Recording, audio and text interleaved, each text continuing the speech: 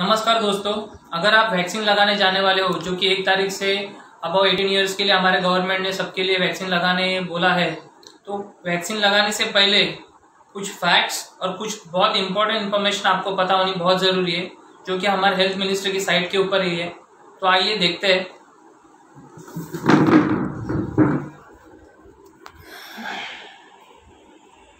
ये हमारे health ministry की साइट है।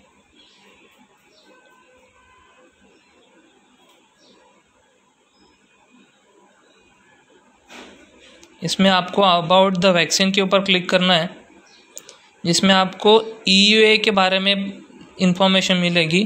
तो अंडर EUA के तहत ये वैक्सीन जो है वो अप्रूव किया गया है। अब EUA की जो गाइडलाइंस है वो ग्लोबल गाइडलाइंस हमारी इंडियन अथॉरिटी फॉलो करती है। तो इसके लिए हम जो FDA के साइट के ऊपर हम जाएंगे, यहाँ पे आपको दिखेगा इमरजेंसी यूज़ ऑफ ऑथराइजेशन क्या होता है। What is an emergency use of authorization? Under EUA FDA में allow the use of unapproved medical products. समझ रहे हो? तो इसके बारे में डॉक्टर विश्वरूप रॉय चौधरी क्या कहते हैं, जरा सुनिए। नंबर 3 को क्लिक करेंगे तो आप पहुंच जाएंगे FDA के साइट पे, फूड एंड ड्रग एडमिनिस्ट्रेशन। और FDA के साइट में डेफिनेशन लिखा हुआ है EUA का मतलब emergency use authorization. Emergency use authorization का मतलब है एक अनअप्रूव्ड चीज को भी इस्तेमाल करने का अनुमति देना।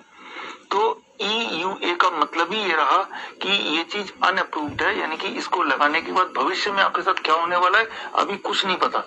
ठीक है, तो ये डॉक्टर विश्वरूप रॉय जी का कहना है, तो आप भी उसके बारे में सर्च कीजिए। अब वापस एक बार जाते हैं।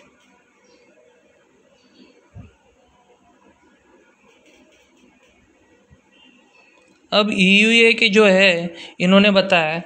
अब थोड़ा सा आगे आके देखते हैं what is phase 1, phase 2, phase 3। अब दोनों जो वैक्सीन है फेज़ 1, फेज़ 2 उन्होंने बोला है क्लियर है। फेज़ 3 क्लिनिकल ट्रायल होता क्या है? Determine vaccine effectiveness against the disease and safety in larger group of people. Duration यहाँ पे इन्होंने 1 से 2 साल का बताया। तो आप समझ सकते हो, पैंडेमिक इन्होंने घोषित करने के बाद सिर्फ 1 साल हुआ है। अब 2 साल का जो टाइम पीरियड बताया है क्लिनिकल फेज़ 3 का जो है क्लिनिकल ट्रायल का, वो फेज़ 3 का 2 साल का है। तो it's clearly under clinical trial. और कुछ हम लोग ने इन्फॉर्मेशन निकाली कि अगर आप कोई भी वैक्सीन का टाइम पीरियड देखते हो बनने का, तो उसका एक चार्ट है इकोनॉमिक फोरम के ऊपर। आप यहाँ पे देखना, क्लियरली बताया गया 5 स्टेजेस में वैक्सीन बनता कैसे है। 2 से 5 साल अप टू 100 पोटेंशियल वैक्सीन बनते हैं।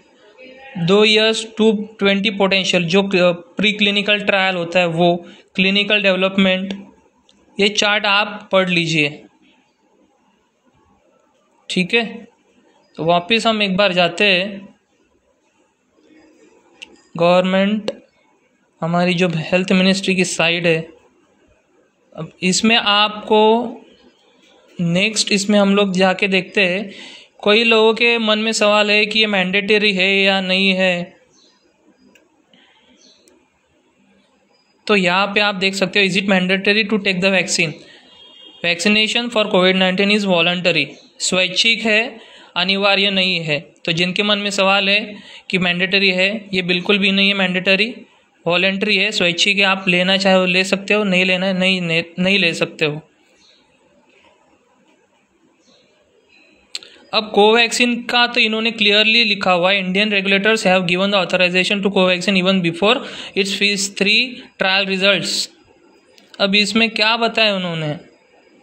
The data shows that vaccine is safe and induces a robust antibody response. However, to what extent the vaccine will protect the recipients from getting the disease is not fully known yet. Therefore, अभी कुछ पता ही नहीं है उसके बारे में पूरी जानकारी।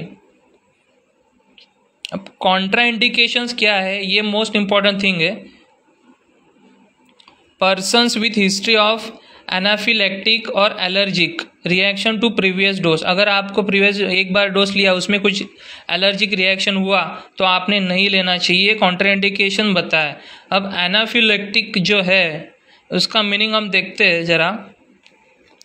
Anaphylactic meaning, According to Mayo Clinic, anaphylaxis is a severe, potentially life-threatening allergic reaction. It can occur within seconds or minutes of exposure to something you're allergic to, such as peanuts or bee stings. तो समझ सकते हो कि अगर आपको कोई चीज़ की allergy है तो बचपन से लेकर आज तक कोई किसी पर्सन को कुछ ना कुछ एलर्जी होती है, किसी फूड के खाने के वजह से, किसी मेडिसिन के वजह से, तो आपको पहले देखना है आपको एलर्जी है या नहीं किसी चीज़ के बारे में। अब इसमें उन्होंने बताया है pregnancy and lactation. Pregnant and lactating woman have not been part of any कोविड-19 vaccine clinical trial so far. तो उन्होंने यहाँ पे साफ तौर पे मना किया है कि जो भी प्रेग्नेंट वुमन है और कोई भी जो प्रेगनेंसी के बारे में श्योर नहीं है उन्होंने वैक्सीन नहीं लेना है। प्रोविजनल टेम्परेरी कॉन्ट्राइंडिकेशंस में देखो जरा पढ़ो, अगर आपको कोई भी सिम्टम्स है, एक्टिव सिम्टम्स है कोविड-19 के जो बोल रहे हो, तो आपको ये कॉन्ट्राइंडिकेशंस में नहीं लेना है। किसी ने प्लाज्मा थेरेपी ली है उनके लिए नहीं है, और एक्यूट अनवेल जो है हॉस्पिटलाइज है उनके लिए कॉन्ट्राइंडिकेशंस में उन्होंने बताया गया है। और अभी एक बात यहाँ पे गौर करने वाली है कि प्रेग्नेंट एंड लैक्टेटिंग वुमन के ऊपर उन्होंने कुछ भी क्लिनिकल ट्रायल नहीं किया है। तो मुझे बताओ, कोई भी 18 साल के ऊपर जो उन्होंने बोला है, जो भी लड़कियां हैं, क्या कल को जाके जब शादी करेंगी, जब प्रेग्नेंट होगी, तो उनके गर्भ के ऊपर क्या इसका इफ़ेक्ट होगा इस वैक्सीन का, इसका कुछ भी क्लिनिकल डेटा नहीं है। अब भारत के युवाओं, आप भी समझो कि इशारों में हम क्या बात कर रहे हैं। तो ये नेक्स्ट जनरेशन के ऊपर इस वैक्सीन का क्या असर होगा इसके बारे में कुछ भी जानकारी नहीं है। ये साफ तौर पे यही चीज़ है, यही कहने वाली चीज़ है। और ये जो इन्फॉर्मेशन है आप आपके लोगों तक पहुंचाओ। आप भी ऐसा जो है एक क्या बोलते हैं वीडियो बना के रखो, आपके पास इन्फॉर्मेशन स्क्रीन रिकॉर्डर के ऊपर बना के रखो। और मीडिया के जो मेन स्ट्रीम मीडिया जो है उससे ज़रा दूर ही रहिए, क्योंकि हमें जो पैंडमिक बोल के ये लोग जो डरा रहे, तो थोड़ा सा फैक्ट हम लोग चेक कर लेते हैं कि 850 died of covid recently in a day, but 27,000 die every day in India. ये भी तो फैक्ट मीडिया वाले नहीं बता रहे। कोई भी कहीं ना कहीं कोई ना कोई इंसान मर रहा है इंडिया में, उसका आंकड़ा क्या है 27,000 पर डे का। Governments, international organisations and mainstream media continue to drum up fear and panic in India even as the facts entirely contradict their claims। यहाँ पे आप पूरी तरीके से ज़रा टाइम्स ऑफ इंडिया का ही ये आर्टिकल है, आप ज़रा पढ़ लीजिए, इसमें आपको पता चलेगा। अगर 850 को डिवाइड बाय जो 27,000 जो पर्सन हर रोज़ मरते हैं, तो कोविड से मरने वाले लोगों का रेट है 3% खाली। तो आप जो सोच रहे हैं ये बहुत बड़ा पैंडेमिक है, ऐसा कुछ नहीं है। गवर्नमेंट खुद कह रही है कि 99% रिकवरी रेट है, तो ये कोई पैंडेमिक भी नहीं है।